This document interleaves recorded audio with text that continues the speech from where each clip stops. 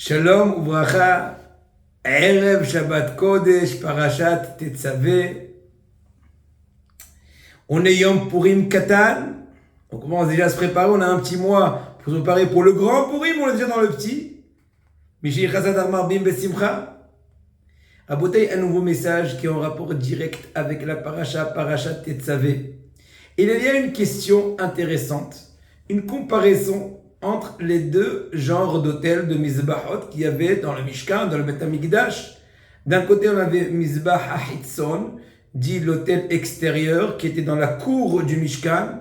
De l'autre côté, on avait Mizbah HaPnimi, c'était l'autel qui était intérieur. C'est l'autel qui était intérieur, Mizbah HaPnimi. Et voilà que la différence entre les deux, tout d'abord, techniquement, c'est que l'un, on faisait tous les offrandes de toutes les bêtes, toutes les korbanot, c'était le Mizbah Haïtzon, alors que le Mizbah Apnimi, c'était les encens. Quand je connais un cours précédent, les 11, ça m'a mené à Ketoret. Mais de façon un peu, on va dire, technique, ou plutôt matérielle, constructive, il y a des différences comme celle-ci.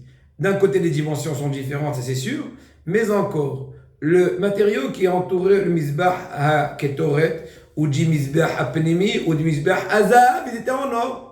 Donc le Mizbeach qui était de la Ketoret, ou intérieur, qui était dans l'endroit du Kodesh, ou bien il était appelé aussi Mizbeach Azav, alors que le Mizbeach qui était à l'extérieur, qui s'appelle Mizbeach Ha'ola aussi, puisqu'on faisait des holot là-bas, des sacrifices, ou bien Mizbeach Hitzon, il était aussi entouré, Mizbeach Nechoshet, il était entouré avec du cuivre. Il était à base de pierre, entouré de cuivre. Nouvelle différence, et dernière pour l'instant, c'est qu'autour du Mizbah à Ketoret, il y avait une espèce de couronne, le Zerzav. C'est un ornement qui est autour, dans le sommet des parois, des 4 parois du Mizbah à Zav. Alors qu'en Mizbah à Hitzon, il n'y avait pas cet ornement. Quel est le message de la chose? Alors, le message, il le rapporte Rav Pinkus dans son Sefer Tiferet Shimshon sur la Torah. D'ailleurs, même les cours précédents, les 4 derniers cours sur les parashot d'Ashavua, ceux de la semaine dernière et ceux-ci, ils sont selon cette Torah à lui, surtout Dagan Aleno, Rabbi Shimshon Pinkus. Il dit qu'il avait entendu, ça fait des dizaines d'années, donc ça avait environ peut-être 50 ans peut-être, un darshan qui a expliqué la chose, la différence suivante. Ça dépend comment on approche le service d'Hachem. Il y en a un qui se lève de bon matin, il dit, bonjour l'âme, je suis complètement sacrifié pour aller te faire shaharit. Je suis korban ola. J'ai fait un sacrifice comme l'holocauste ola qui monte entier. Ensuite, pour aller étudier 1 heure d'études, maman, j'ai versé mon sang. Waouh. Ensuite, je sais pas, pour mettre des tefilines, j'ai fait des galipettes en l'air, j'ai fait, etc. Ça, c'est une première personne. Sache que cette personne approche mal la Torah. La voie du côté gauche, du côté faux, du côté difficile, du côté passif. Donc, il est qualifié comme le Mizbeach à Hitzon, extérieur. Il n'a pas intériorisé l'amour et le lien d'Hachem qu'il va avoir de par le service d'Hachem. Quel cadeau et quel mérite, quel privilège il a de par cette possibilité de servir Hachem.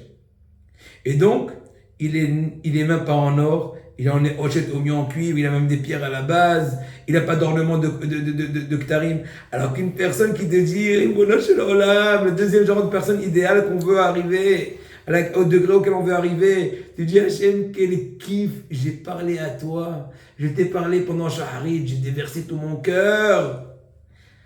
Quelle douceur, le dove de Gemara que j'ai étudié, j'étais vraiment hors de toutes les dimensions, ainsi de suite. Une personne qui voit tout cela, et voit tout ça en or, c'est Mizbeach HaPnimi, c'est le Mizbeach intérieur.